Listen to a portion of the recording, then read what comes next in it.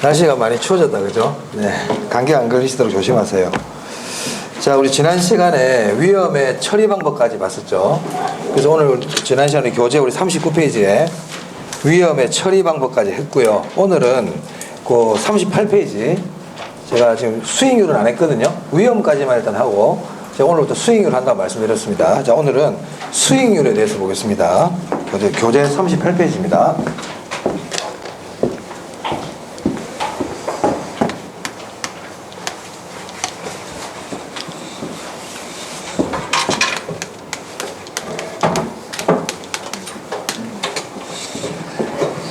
네, 제가 지금 여기서 말하는 수익률에 전에 한번 수익률에 대해서 배운 적 있죠. 총 수익률이라는 거 배웠고, 그죠? 자기 자본 수익률, 저당 수익률 이런 거 공부하셨잖아요. 우리 지레티 효과 할 때. 그거는 이제 투자 금액에 대비해서 수익이 어느 정도 되느냐 하는 그런 의미의 수익률이고, 지금 우리가 오늘 공부할 수익률은 투자 판단과 관계되는 수익률이에요. 네. 수익률이 종류가 많거든요. 수익률 종류가 많은데, 오늘 배울 첫 번째 수익률이 뭐냐면, 기대 수익률하고,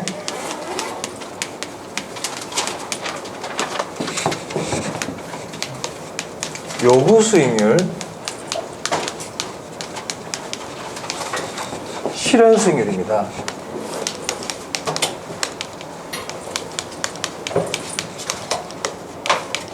네. 이게 오늘 세 개의 수익률 공부할 거거든요. 그래서 일단 여러분들 일단 세 수익률의 의미부터 일단 알아야 되겠죠, 그죠? 자, 그럼 먼저 기대 수익률입니다. 기대 수익률. 이 기대 수익률은 예상 수익률이라고도 그래요. 예상. 기대라는 게 예상이잖아요, 그죠? 뭐 쉽게 얘기하면 이거죠. 자, 저기 막 오피스텔이 있는데 그 오피스텔을 내가 1억 주고 지금 살려고 그래요. 오피스텔 1억 주고 사면 저기서 한 2천만 원 정도의 수익이 들어올 것 같다. 순수한 수익이 2천만 원 정도 수익이 들어올 것 같다. 실제로 들어온 겁니까? 예상입니까, 지금? 예상이죠. 1억 주고 사면 한 2천만 원 정도의 순수익이 들어올 것 같아. 그러면 수익률이 몇 프로입니까? 1억에 대해서 2천만 원을 벌어들여, 수익률이라는 건데 투자 금액에 대해서 어느 정도 벌어들은 이게 기본적인 수익률 구조거든요. 그럼 1억을 투자했는데 한 2천만 원 정도의 수익이 들어올 것 같아. 그럼 수익률이 얼마죠? 20%잖아요. 내가 그렇게 기대를 할 수 있죠. 내가 1억 주고 사면 한 2천 정도의 수익이 들어오겠다. 20% 정도의 수익이 들어오겠다. 이걸 기대 수익률이라고 그럽니다. 별거 없어요. 그냥 내가 예상하는 거예요, 예상. 그럼 아까 2천만 원 정도 들어올 것 같다 하는 건 어떻게 계산하냐면, 그건 나중에 계산 문제로 나와요. 그런 걸 나중에 우리 확률을 이용해서 내가 투자를 했을 때 어느 정도의 금액이 들어올 거라고 예상하는 거는 확률을 통해서 구해요. 그건 계산 문제 파트고, 지금 계산 문제는 하지 않습니다. 지금은 그냥 기대 수익률은 예상 수익률이라고도 그런다. 이 정도만 아시면 되고, 확률을 이용한다. 확률을 이용한다. 그래서 기대 수익률은 이론에서는 별로 낼 게 없고요. 이 계산 문제가 한번 나올 수 있어요.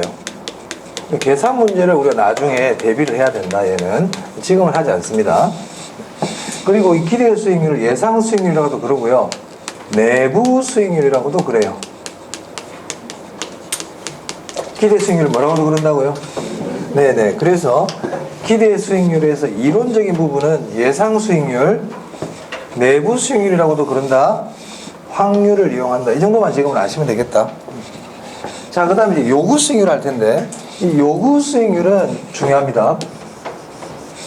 요구 수익률은 중요하다. 그럼 기대 수익률을 한마디로 얘기하면 기대 수익률은 이거예요. 투자자가 말 그대로 기대하는 수익률이에요. 아시겠죠? 네, 투자자가 그 투자안으로부터 예상하는, 기대하는 수익률을 뭐라고 부른다? 기대 수익률. 네, 그래요. 그럼 요구 수익률은 뭐겠어요?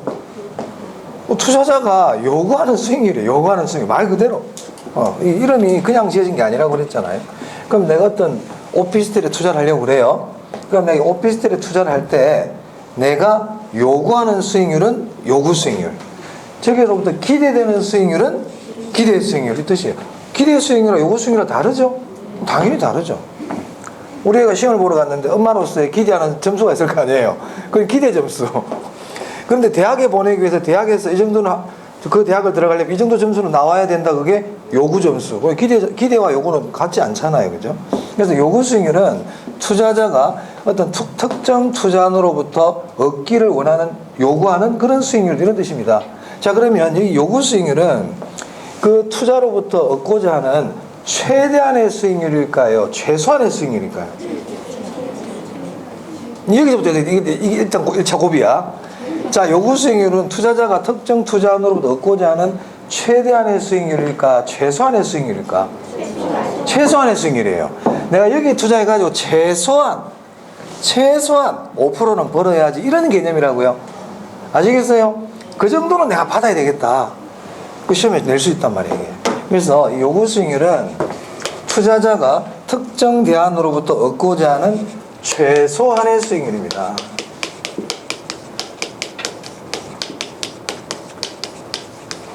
앞에 제가 뭐 길게 얘기했잖아요. 그거 몰라도 돼. 그냥 최소한의 수익률.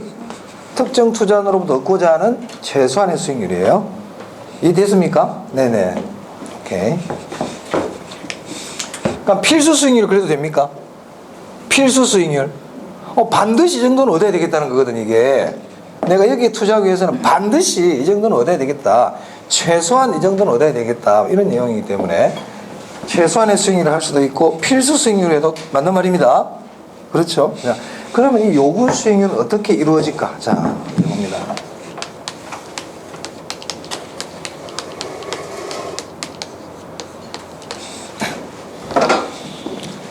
자, 친구가 나한테 와가지고 부동산에 투자를 하라고 그래요. 오피스텔에 하나 투자를 하라고 그래요. 오피스텔에. 그러니까 이제 여러분들이 이제 생각하기에 내가 요구하는 요구 수익률이 있겠죠. 맞아요? 나는 여기 투자하려면 어느 정도는 생각하는 요구 수익률이 있을 거예요, 사람마다. 그래서 친구한테 물어봤어요. 어느 정도 수익을 낼 수 있는데, 이렇게 물어봤단 말이에요. 그랬더니 친구가 은행 이자 정도 뭐 나올걸? 뭐 이렇게 얘기하는 거예요. 은행 정기예금 이자. 그럼 여러분 그 오피스텔 투자합니까? 안 합니까? 안 합니까? 안 하죠? 하는 사람 있을란가? 안 하지?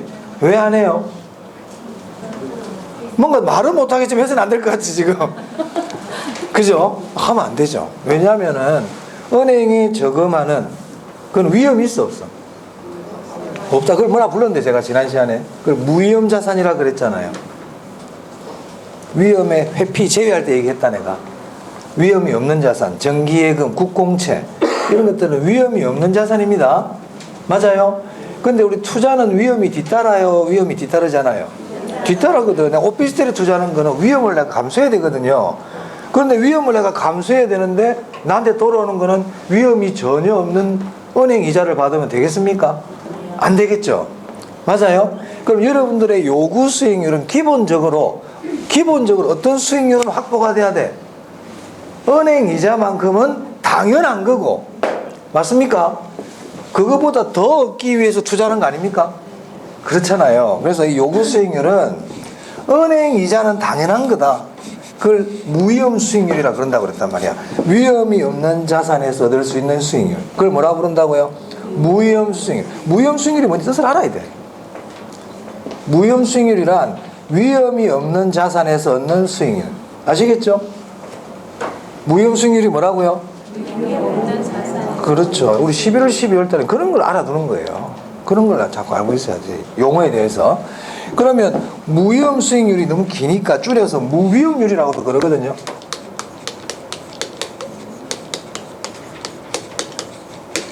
그러니까 무위험률의 대표적인 게 뭐라고요?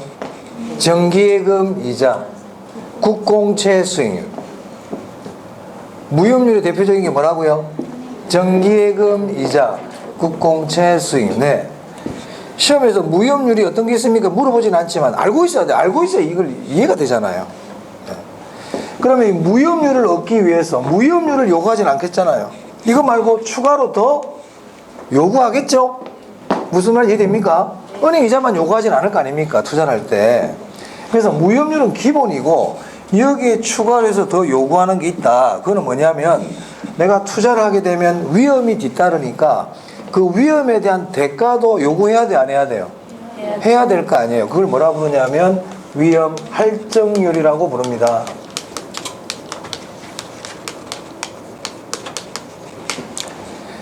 왜 이런 식이 나오는지 아시겠어요?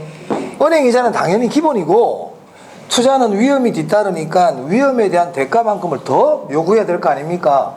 그 위험에 대한 대가를 뭐라고 부른다? 위험 할증률이라고 부른다고요. 그래서 이 위험 할증률은 위험의 대가예요.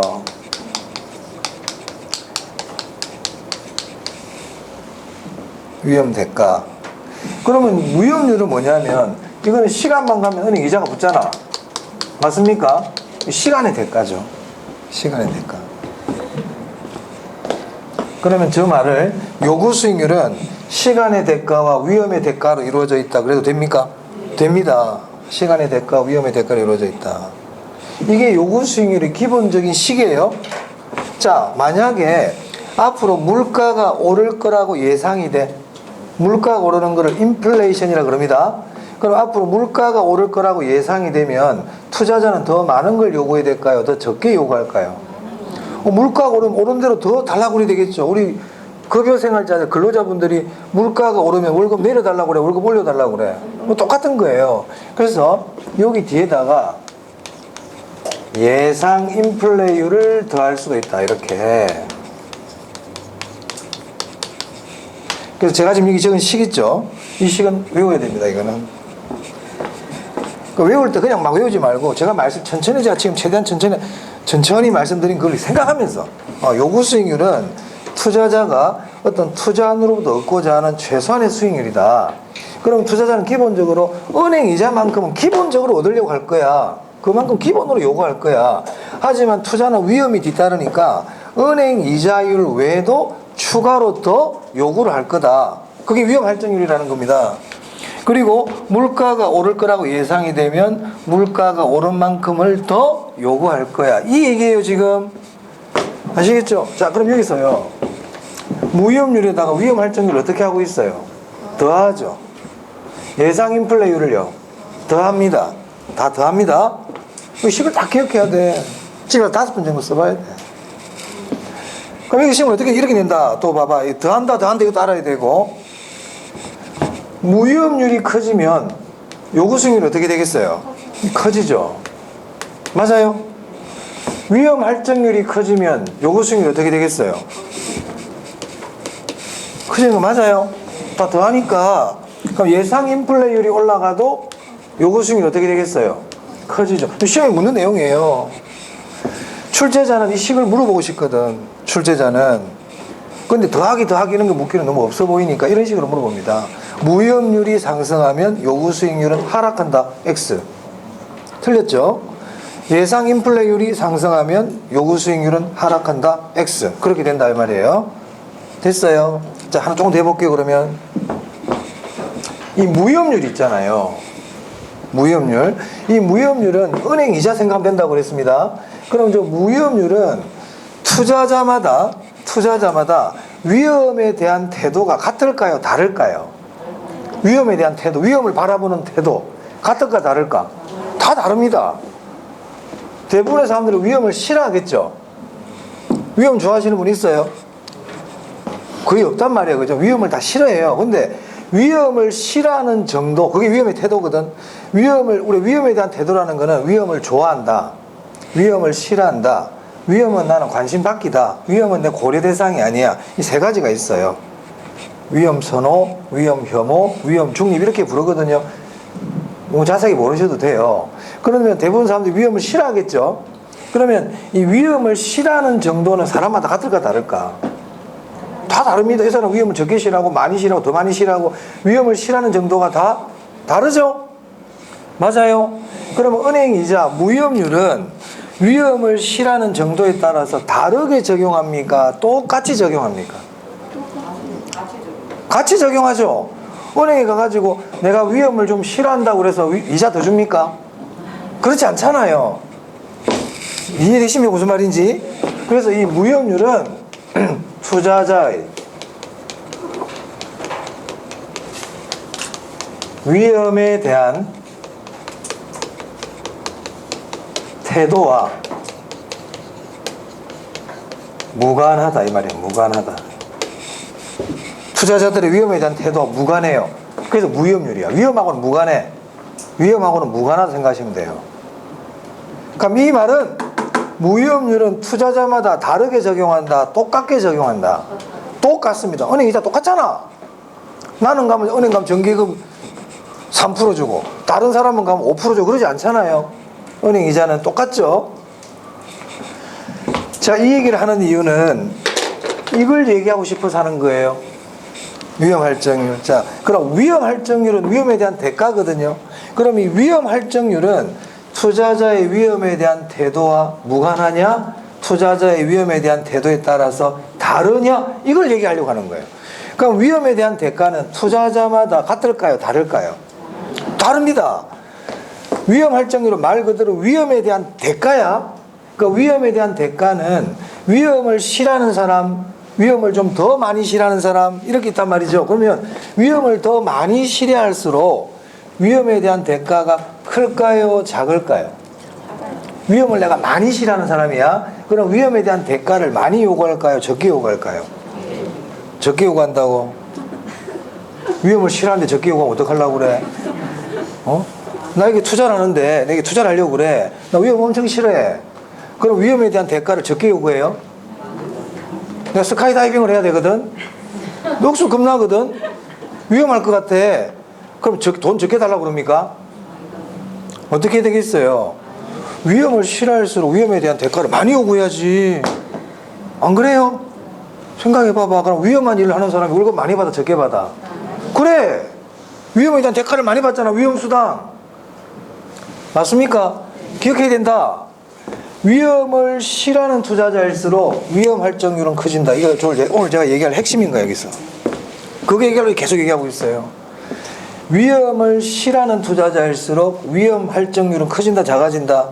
커집니다. 이거 꼭 기억해야 됩니다. 위험 할증률은 일단 투자자마다 달라요. 투자자마다 다르다.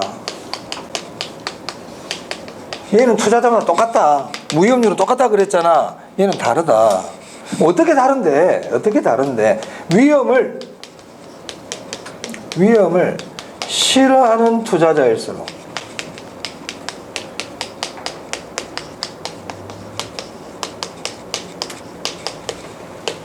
위험 할증률은 더 커진다, 더 작아진다? 더 커진다, 더 많이 요구한다, 이 말입니다. 위험 할증률이 더 크다. 요구 수익률에서 가장 중요한 내용 중에 하나입니다, 이게. 네, 꼭 아셔야 됩니다. 그래서 요구 수익률에서 우리 기본적으로 시험에서 물어보는 게 뭐냐면, 요구 수익률의 뜻이에요. 투자자가 투자원으로부터 얻고자 하는 최소한의 수익률. 식, 더하기, 식, 그리고 위험 할증률의 의미. 이 세 개는 기본. 자, 그럼 볼게요. 위험을 싫어하는 투자자일수록 위험 할증률이 더 크다 그랬죠? 그럼 위험 할증률이 더 커지면 요구 수익률도 어떻게 되겠어요? 더 크겠네? 그러면 위험을 싫어하는 투자자일수록 위험 할증률이 더 크다, 이 말은 요구 수익률도 어떻다는 겁니까? 더 크다. 그래서 위험을 싫어하는 사람일수록 더 많이 요구한다, 이렇게 생각하시면 돼. 위험을 싫어하는 사람일수록 더 많이 요구한다. 됐습니까? 네, 꼭 기억하시기 바랍니다. 그 다음 실현수익률이에요. 실현수익.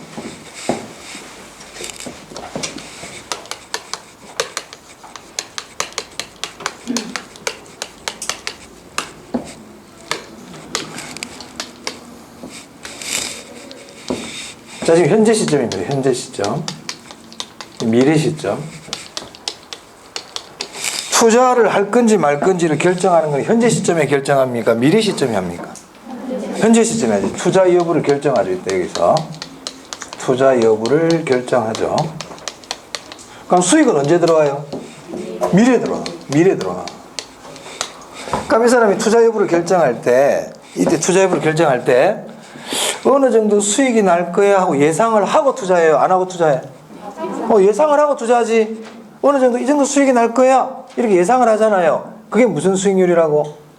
기대 수익률. 예상하는 게 기대 수익률이야. 그런데 이제 미래가 됐어. 시간이 흘러가지고. 그럼 이때는 실제로 수익이 나요. 이제 실제 수익률이 나오죠. 이제 딱 돈이 들어오는 거잖아. 얼마 딱 들어오는 게 확정이 되잖아요. 맞아요? 그러면 이때 들어오는 수익하고 내가 여기서 예상하는 예상 수익률하고 같아요? 달라요? 다를 가능성이 높지? 다를 가능성이 높잖아. 이걸 뭐라고 부른다고 그랬어요? 복습해야 되는데. 이걸 위험이라고 그랬다. 이걸 뭐라고 그랬다고? 위험. 예상하고 실제하고 달라질 가능성을 뭐라고 그랬습니까? 그게 위험이란 말이야. 지난 시간에 했는데 복습하면 안 된다고 그랬는데 복습 안 하면 아주 간단한 건데도 보세요. 간단한 건데도 복습해야 됩니다. 그게 위험이란 말이에요. 그러면 시간이 흘러가지고 미래 시점에서 확정되는 실제로 얻게 되는 수익률이 있죠. 그걸 뭐라고 부르냐면 실현 수익률이라고 불러요. 그럼 실현 수익률이 뭐예요? 실제로 달성된 수익률인 거야. 실제로 달성된 수익률. 그게 실현 수익률이야. 기대 수익률은 투자 시점에서 내가 예상하는 수익률. 그럼 기대 수익률은 어디서 나타나? 이때 이제 기대를 하지. 기대 수익률은 여기서 나오는 게 기대 수익률이고. 무슨 말 이해됩니까? 자, 그러면요. 이 실현 수익률은 이 시점에는 투자 여부를 결정하는 이 시점에는 실현 수익률을 알아요? 몰라요? 모르지. 모르잖아. 자, 우리 애가 지금 3학년인데 예를 들어서 우리 애가 이번에 수능을 보면은 한 몇 점 정도 받을 거야. 이게 예상이라고요. 자, 이제 세월이 흘러가지고 수능일 날 시험을 봤어. 점수가 띵 나왔지. 이게 뭐라고? 실현 수익률. 그러면 내가 예상했던 거하고 우리 애 실제 점수하고 같아 달라? 이 달라질 가능성을 뭐라 부른다고? 위험. 됐어요? 자, 그럼 실현 수익률은 투자 시점에는 알아 몰라? 몰라. 그러면 이 실현 수익률은 투자 여부를 결정하는 판단 기준이 돼야 안 돼요? 모르는데 어떻게 된다고 그래야지. 모르는데 이때 알 수가 없는데 이 시점에는 실현 수익률을 알아 몰라? 모르는데 뭐 가지고 판단할래요? 모르는데. 아니 그러면 우리의 수능 선생님은 상담하는데 수능 점수 가지고 오늘이 지금 3월 1일이거든. 시험은 10월 말일 날 봐. 그럼 3월 1일 날 선생님하고 얘기하면서 우리 이제 대학 진로 상담하는데 수능 점수 갖고 상담이 돼요? 수능 점수 몰라 지금. 우리의 수능 점수가 이번에 몇 점 나왔거든. 이런 말 할 수 없잖아요. 수능 점수 가지고 안 모르는데 수능 점수 가지고 선생님하고 의논이 돼 안 돼? 실제 수능 점수가 모르는데 실제 수능 점수 가지고 상담할 수 없잖아요. 이 시기에는 실현 수익률을 안다 모른다? 모른다. 그 말은 실현 수익률을 가지고 여기서 투자 여부를 결정할 수 있다 없다? 없잖아요. 알 수가 없는데요. 그래서 실현 수익률에서 중요한 거는 뜻, 실제 수익률이다. 그리고 투자 여부 결정의 판단 기준이 될 수 없다는 겁니다. 우리 교재 한번 볼까요? 우리 교재 보시면 38페이지. 이번에 수익률 박스 안에 보세요. 동그라미 3번에 실현 수익률 있죠? 투자가 이루어지고 난 후 달성된 수익률이다. 찾았습니까? 그 뒤에 뭐라고 되어 있어요? 투자 준거로 사용하지 않음. 준거라는 게 판단 기준이에요. 투자의 판단 기준으로 쓸 수가 없다는 겁니다. 기억에 듭니다. 시험에 지금까지 잘 안 물어봤지만 이런 것도 물어볼 수 있어요. 자, 그러면 투자 여부를 결정할 때는 실현 수익률을 쓰지 않는다고 그랬거든. 그럼 이제 뭐 가지고 투자 여부를 판단하느냐? 이게 중요하겠네. 투자 여부를 결정할 때는요, 기대 수익률하고, 자, 이 시점에 우리 요구 수익률은 알아요, 몰라요? 본인의 요구 수익률을 알아, 몰라? 자기 요구 수익률도 모르면 어떻게, 언제든지 알 수 있지, 요구 수익률은. 내 요구 수익률은. 그럼 기대 수익률하고 뭐하고 비교한다? 요구 수익률하고 비교하는 거예요. 이게 중요합니다. 그래서 투자 여부의 결정은 뭐하고 뭐를 비교한다? 기대 수익률과, 그래, 이 중요하다고 이게.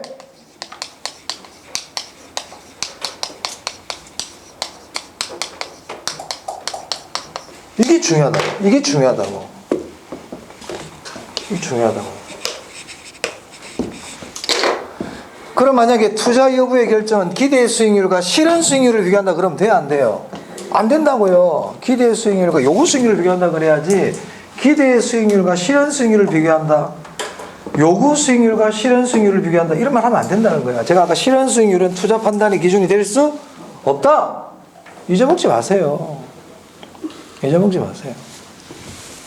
실현 수익률이 뭔지 몰라도 돼.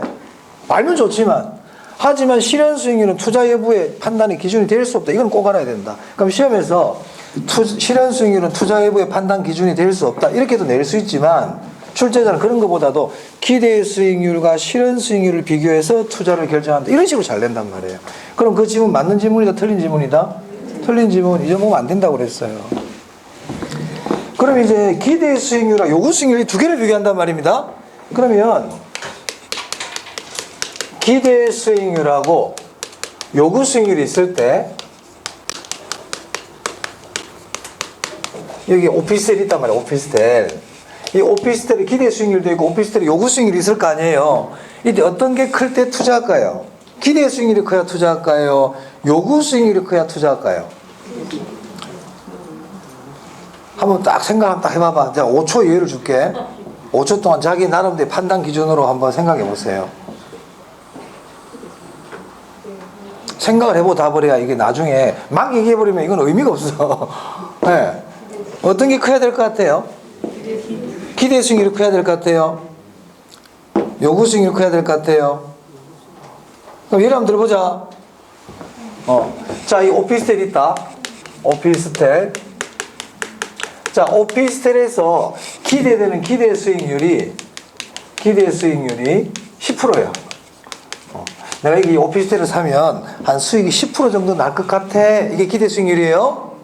근데 내 요구 수익률은 내가 오피스텔에서 얻기를 원하는 요구 수익률은 12%야. 난 여기 12%를 수익을 나기를 원해. 요구한단 말이야. 산다, 안 산다? 안 삽니다. 안 산다 하신 분 아주 잘했어요. 네, 그게 맞지. 아니 지금 나는 12%를 얻어야 되는데 최소한 여기서 10%밖에 기대가 안 되는데 투자하면 됩니까? 안 되잖아요. 맞아요? 그럼 생각하기가 복잡하고 외우세요. 그냥 이건 중요하기 때문에. 그러니까 제가 얘기하잖아. 생각하니까 더 틀린다고. 생각하니까 많이 틀려버려요. 그러니까 안 돼, 외워버려야 돼. 뭐가 더 커야 되느냐? 기대의 수익률이 클 때 투자하는 겁니다.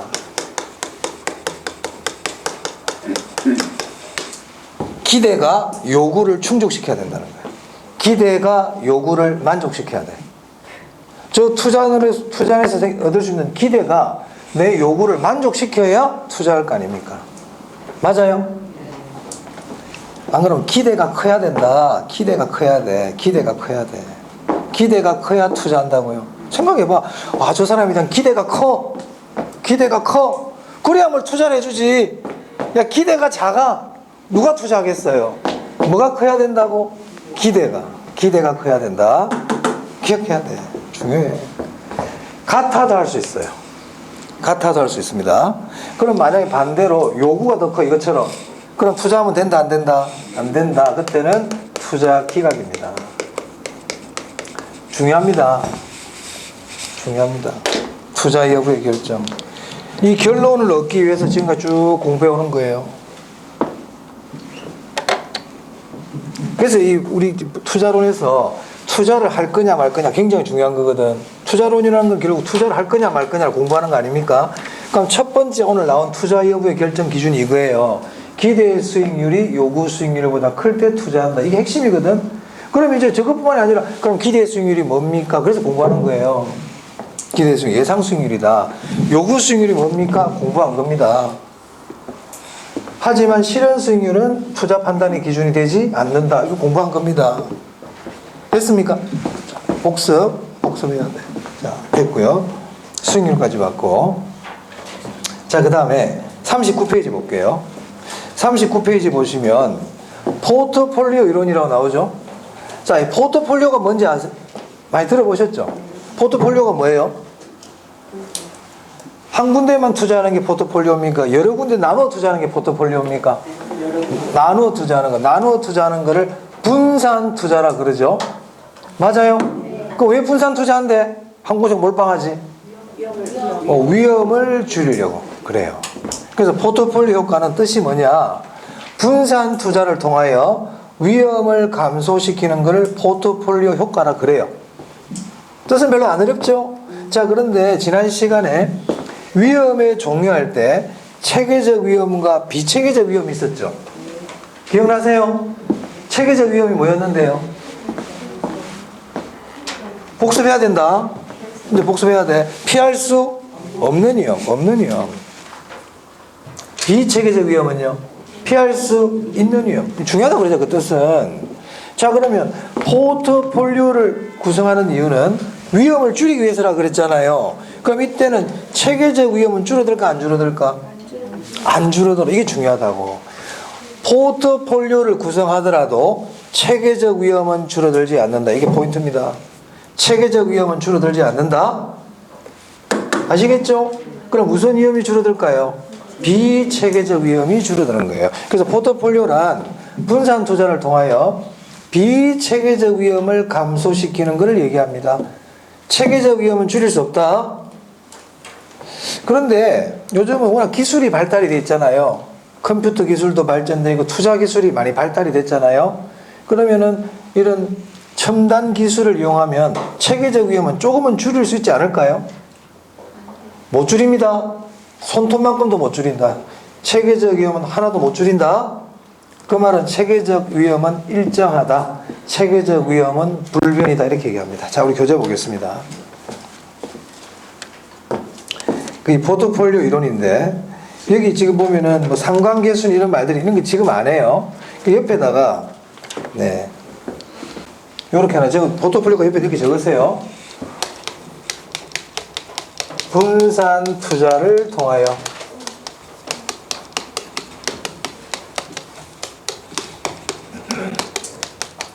비체계적 위험을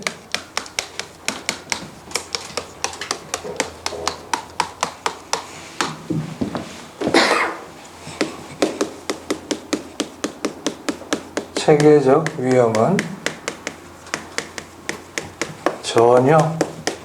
전혀라는 건 조금도 이런 뜻입니다. 조금도 제거할 수 없다.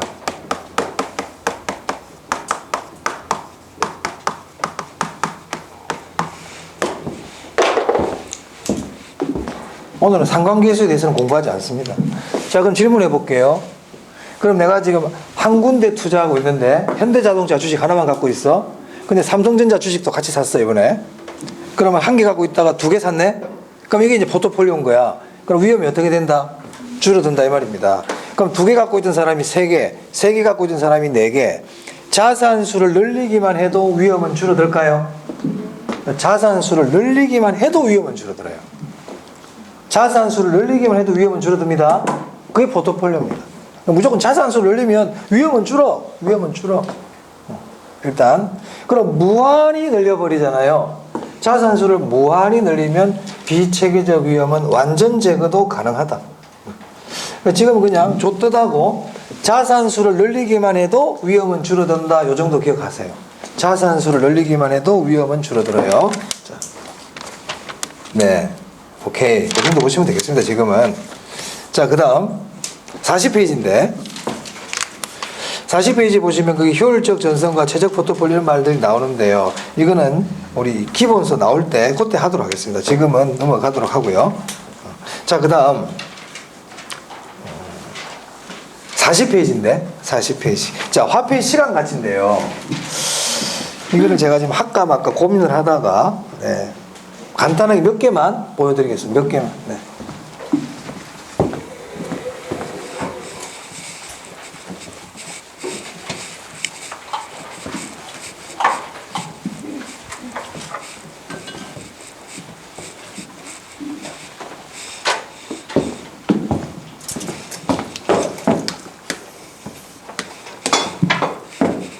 자, 지금 10,000원을 가지고 있어요.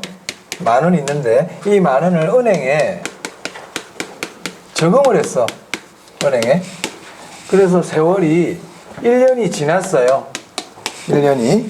그럼 1년이 지나면 은행에 있는 돈은 10,000원입니까? 10,000원보다 커지겠습니까? 커지겠죠. 뭐가 붙었어요? 이자가 붙었죠. 그러면 이 물음표는 이 10,000원에 대한 현재 가치입니까? 미래 가치입니까? 미래 가치죠. 미래 가치. 이 미래 가치는 이 10,000원보다 커질까요? 작아질까요? 커지겠죠. 그걸 할증한다 이렇게 얘기하죠. 커지니까. 할증. 좀 미래가치 구하는 거는 할증한다 이렇게 얘기해요. 미래가치 구하는 거 뭐라 부른다고요? 할증.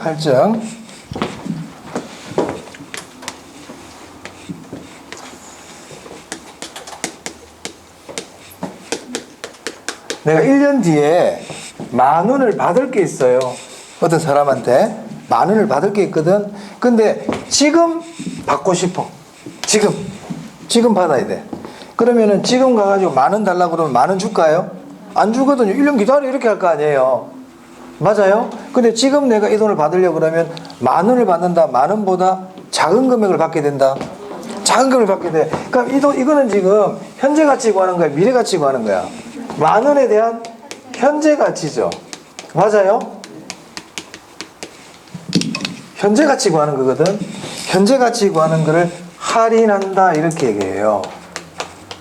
그러면 10,000원보다 커질까요? 작아질까요? 작아집니다. 제가 지금 하고 싶은 얘기는 이겁니다. 미래 가치 구하는 걸 뭐라 부른다? 할증. 현재 가치 구하는 걸 뭐라 부른다? 할인. 기억하시기 바라요. 특히 우리는 할인이 중요해요. 왜 할인이 중요하냐면, 자, 투자를 하게 되면 돈은 언제 들어온다? 미래에.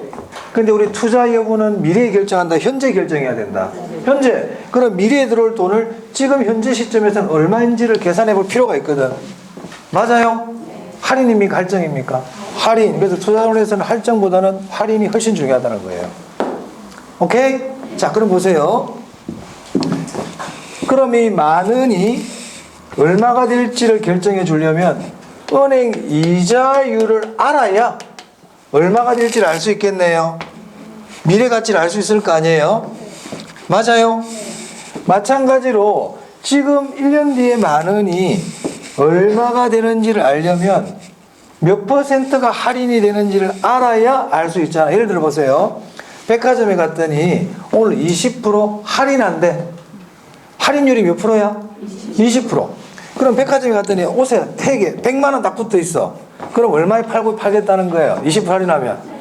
이런 건 진짜 잘해.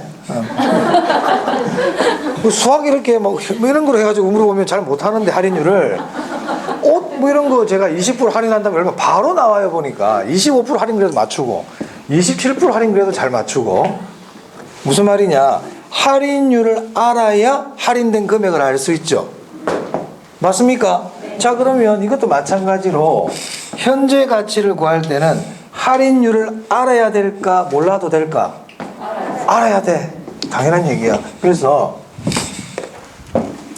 현재 가치 구하는 걸 뭐라고 그러는데, 할인한다 그러는데, 할인율을 알아야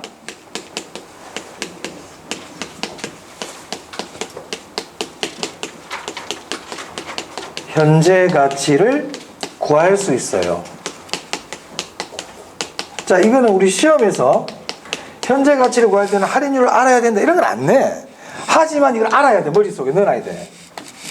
할인율을 알아야 현재 가치를 구할 수 있어요. 그리고요, 이 할인율은 종류가 다양하다. 종류가 다양하다. 할인율은요, 수익률을 의미해요. 할인율은 뭘 의미한다고? 수익률을 의미하거든. 오늘 배운 수익률만 해도 기대 수익률, 요구 수익률 있잖아요. 그렇죠? 기대 수익률과 요구 수익률도 할인율로 다 쓸 수 있어요. 질문한다 이제. 할인율이 뭐다? 할인율은 현재 가치를 구할 때 필요한 비율이에요. 할인율이 뭐라고요? 현재 가치를 구할 때 필요한 비율. 일종의 수익률이다. 할인율은 뭐라고요? 일종의 수익률이야. 근데 그 뭐 구할 때 쓴다고? 현재 가치 구할 때. 현재 가치 구할 때. 그럼 우리 나중에 투자 가치라는 걸 공부할 거거든. 투자 가치가 다 현재 가치예요. 그럼 투자 가치 구할 때는 할인율이 필요할까 필요 없을까? 필요해. 시장 가치라는 것도 나중에 배우거든. 시장 가치 구할 때도 할인율 필요할까 필요하지 않을까? 필요해. 현재 가치 구할 때는 할인율이 꼭 필요해. 현재 가치 구할 때는 할인율이 꼭 필요해. 제가 이 얘기를 자꾸 하는 이유가 있어요. 머릿속에 딱 넣어놔야 돼. 현재 가치 구할 때는 할인율이 꼭 필요하다. 근데 이 할인율은 종류가 다양하다. 그럼 지금 우리 화폐의 시간 가치 공부하고 있잖아요. 이 화폐의 시간 가치에서는 할인율로 뭘 쓰냐면 이자율 써요. 화폐 시간 가치에서는 할인율로 뭘 쓴다고요? 이자율 씁니다. 이자율을 할인율과 할증률로 씁니다. 이때 이자 계산 방법은 복리 계산합니다. 무슨 방식이라고? 복리가 뭐예요? 이자에 이자가 붙는 게 복리죠. 그래서 화폐 시간 가치 옆에다가 이자율, 복리 이 두 글자를 적어두면 되겠네요. 할인율로 이자를 쓴다고요. 됐습니까? 네. 자, 그 다음.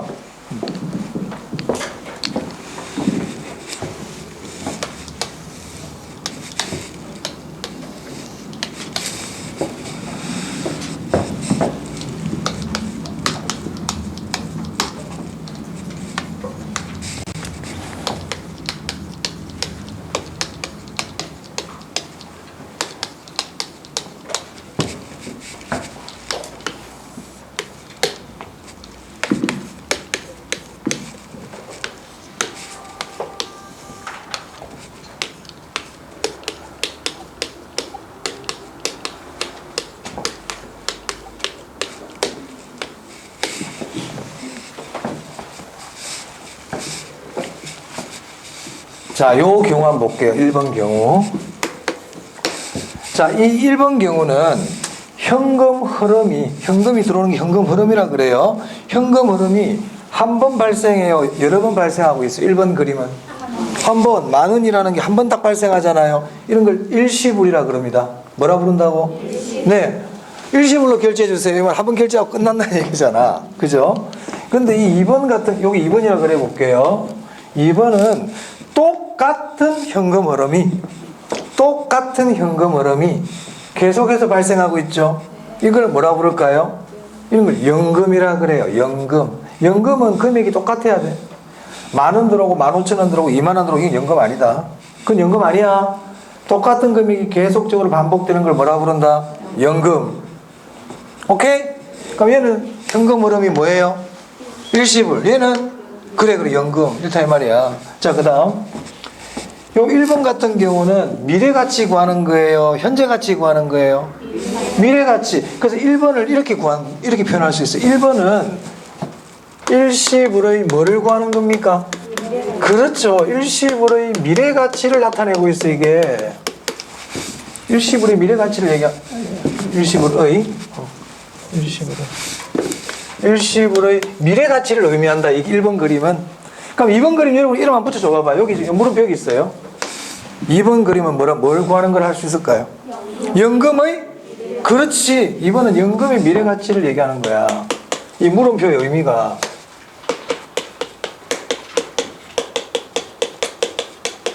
잘하고 있어요. 자, 이 3번입니다.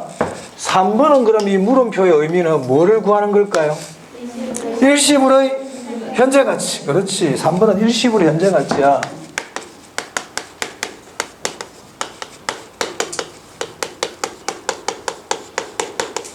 4번은요. 이것도 여기 물음표가 있습니다. 여기 물음표가 있네. 연금의 현재가치. 맞아요? 오케이.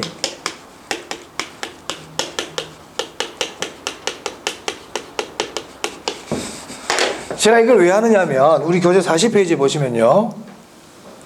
표가 있고 그 표 안에 6가지의 개수들이 나와요. 보이세요? 일시불의 내과개수가 있고 연금의 내과개수, 감채기금개수 쭉 6번까지 나와 있죠. 자, 그럼 1번에 일시불의 내과개수라고 돼 있잖아. 그럼 일시불의 내과라는 게 미래가치의 줄임말입니다. 그럼 일시불의 내과개수는 어떨 때 쓸까요, 이거? 여러분 이제 느낌상 일시불의 내과개수는 어떤 거 구할 때 사용할 것 같아요? 일시불의 미래가치 구할 때 쓴단 말이야. 그래서 일시불의 내과개수는 일시불의 미래가치 구할 때 써요. 어떨 때 쓰는지를 알아야 돼. 어떨 때 이걸 쓰는지를 잘 알아야 된다고. 그럼 이번에 연금의 내과개수 있죠? 그럼 연금의 내과개수는 언제 사용할까요? 연금의 미래가치 구할 때 쓰는 겁니다. 모르시는 분들 옆에 적어야 됩니다. 연금의 내과개수 옆에다가 연금의 미래가치 구할 때 사용 이렇게 적어야 돼요.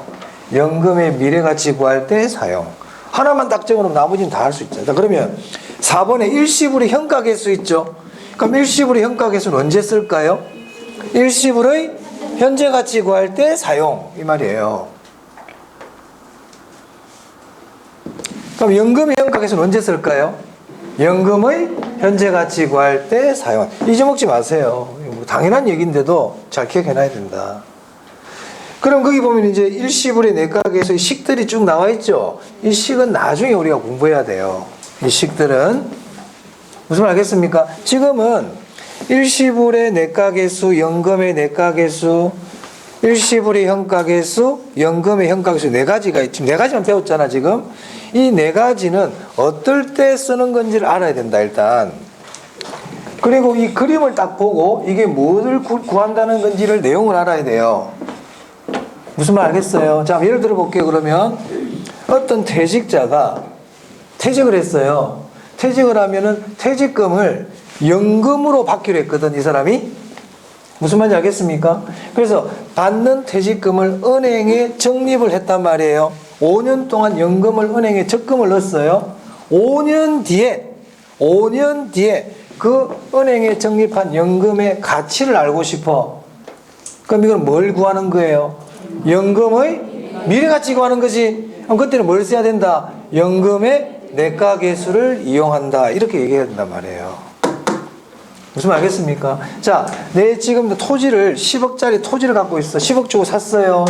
이 토지가 5년 뒤에 얼마가 될지 궁금해.